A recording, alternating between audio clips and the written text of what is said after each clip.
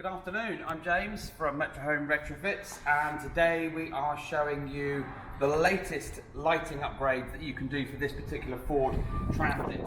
So this is a brand new kit designed by Lazer, and they have sent us the full kit that we're going to be installing into the grille today. So it features two of these.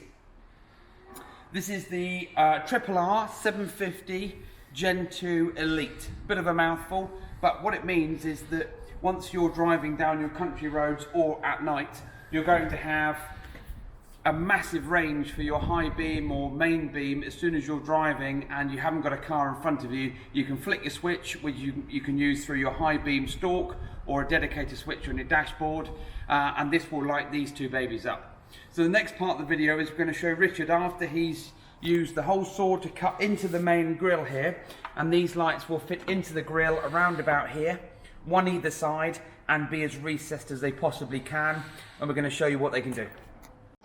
Okay, so we are back with the finished product. So this is a 70 plate Ford Transit. This is a coach built motorhome. So following on from the initial part of the video, we've now installed the twin Lazer Gen 2 Elites into the front grille. These are 3D printed plastic mounts, and they've been cut. We get guides, we cut them in so that they fit into the grille and they're nice and secure. Now if the customer wanted to, they're on a little pivot, so you can move it up and down like so.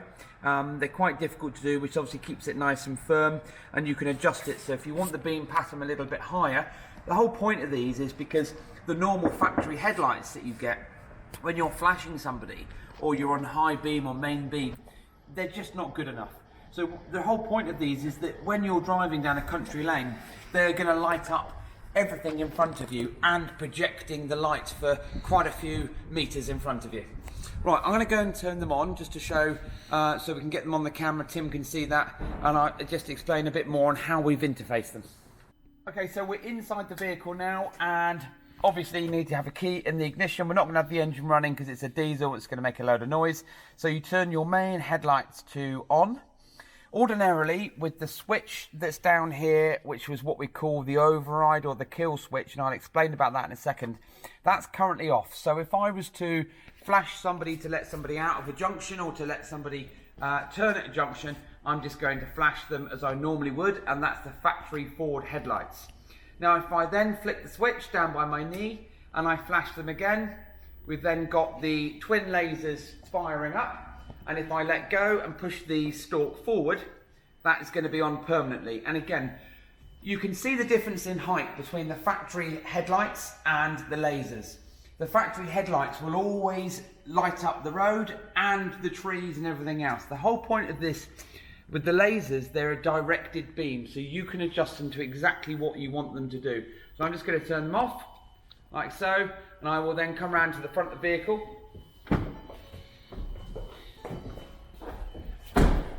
Okay, so with Tim recording here, and what you can do here is, again, as I showed you earlier, if you look at the beam pattern on the door here, you can adjust those, you can have them up or down, and you can have them as high as you want to go with the factory headlights. Now, these are the RRs, they are the Gen 2, these are the Elites, they are the best that you can get. And this is a complete and utter custom grille insert for this vehicle. This is a very expensive vehicle, it's brand spanking new, and we want to do a nice neat installation, and this is becoming more and more popular, this whole kind of setup. So behind the scenes, apart from the kill switch that we've talked about, we've also had to fit a CAN bus interface. Now a CAN bus interface is to do with the data. Not every vehicle you can pick up the high beam signal from the back of the light stalk or the instrument cluster. So what we've done on this one is we've fitted a data interface, a CAN bus interface, that then gives us that signal. So you can set up the lasers to behave differently. This one is the most important thing. It gives you that high beam output, and then we fitted the kill switch as well.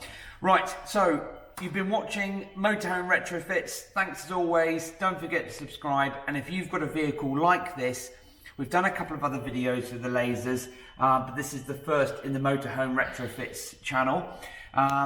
Get in touch with us. Send us an email, give us a call, and we might be able to do something like this for your vehicle. The website is www.motorhomeretrofits.co.uk. Thanks for watching.